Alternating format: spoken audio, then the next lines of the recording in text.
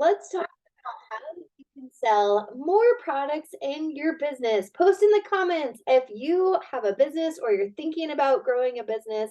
I would love to see what you're up to. So, hey, welcome. I'm Shannon Galladay, and I'm your personal cheerleader, helping you with your wellness, business, and life goals.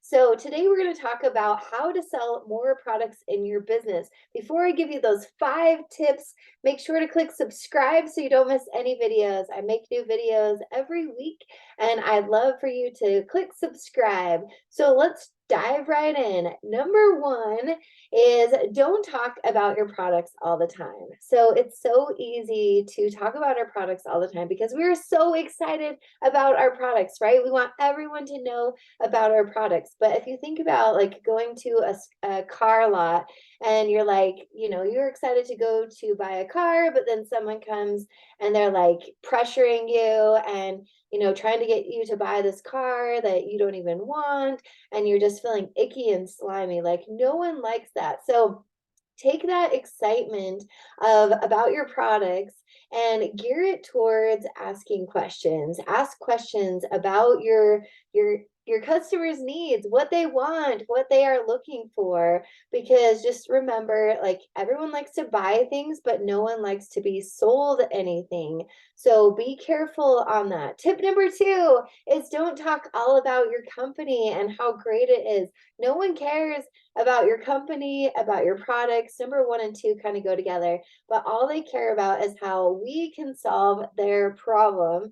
And so if we are just talking about our products and our services all the time, and we're not asking questions and we're not getting to know people, it's like, selling a Christmas tree to someone in July. So you're going in the summertime and you're like, buy my Christmas tree, buy my Christmas tree. And the person you're talking to, let's call them Jill. Jill is like, oh, I don't need a Christmas tree. I don't want a Christmas tree. But if you went in December and Jill was looking for a Christmas tree and Jill was coming to you saying, what kind of Christmas trees do you have? Then it would be a totally different story. So it really changes when you learn about your customers, you learn about what they need, you find out how you can solve their problems, because, they would love to buy from you if they feel that you can solve their problems. So number 1, don't talk about your products. Number 2, don't talk all about your company all the time. Number 3 is talk about how you can solve their problems. So like we talked about, asking questions. So once you ask questions, because a lot of times we could think of what people need, but until we ask questions, we don't necessarily know what the person needs or what the person wants. And so taking time to ask people questions, this has helped me so much in business. One of my mentors, Amy Porterfield, she had us go and ask questions to our potential customers and find out what they needed. And I was surprised to find out what some people needed. One person that I talked to, she talked about liking a challenge, like doing something hard was a challenge. And I never had thought about it like that. I thought, challenges were hard and kind of defeating, but she took it as like, game on, let's do this. Let's overcome the challenge. And so taking time to learn about your customer, ask them questions, the more you can learn and just be curious. So be curious, ask questions, learn about them, the more you will actually sell, because then people will be like, oh, she's not, he or she, is not just trying to push whatever your company, your product, whatever on the other person, that you're actually there to help them and solve their problem. Tip number 4 is expand your audience. If you are constantly talking to the same people all the time, and I've been guilty of this, if we are constantly talking to the same people all the time, then we won't, grow our business. We won't help more people. We won't sell more products or services because we're just in this little bubble. So it's really important to be constantly expanding our market, expanding the people we're talking to, getting to know people, networking with people in person or online. There's lots of, networking groups, or we can also connect through social media, or doing phone calls or Zoom calls, the more we can connect with people, the more we can grow our audience. Because the thing is, when you're growing a business, people will come and go. And not everyone's going to stay with you in the course of the time that you're doing your business. And so you may have your goal set over here, and then someone else is like, well, I don't need your product or service anymore. And they may go away, and then it affects your business. So you've got to continually expand and grow your audience, so that you can continually grow your business. Okay, so tip number 5 is to have a solid system. So if you don't have a solid system, then you will constantly feel overwhelmed and stressed and just feel like you're kind of in the hamster wheel all the time, right? I've been there as well.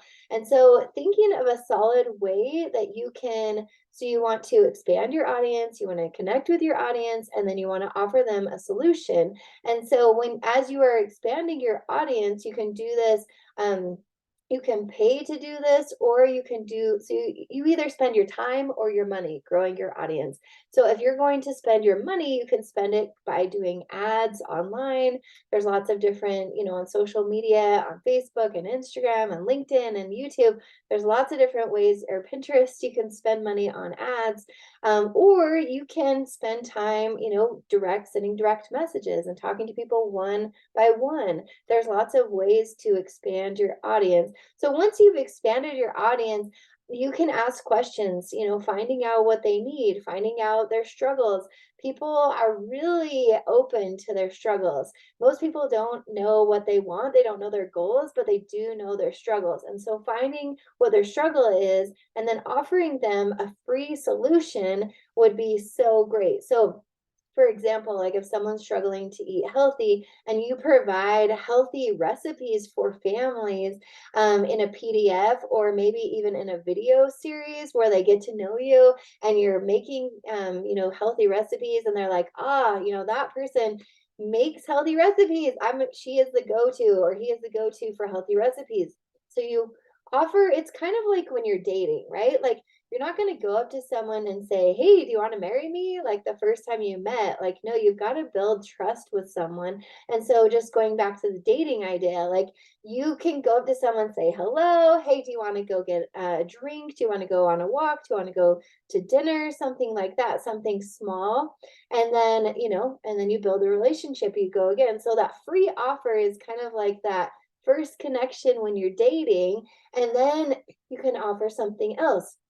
So you're connecting with your people, you're offering, the more you give, the more you get. A lot of times when we start out in business, we're just thinking of what we can get from it. But if we're not giving to others, we're not going to get anything back. So think give versus get.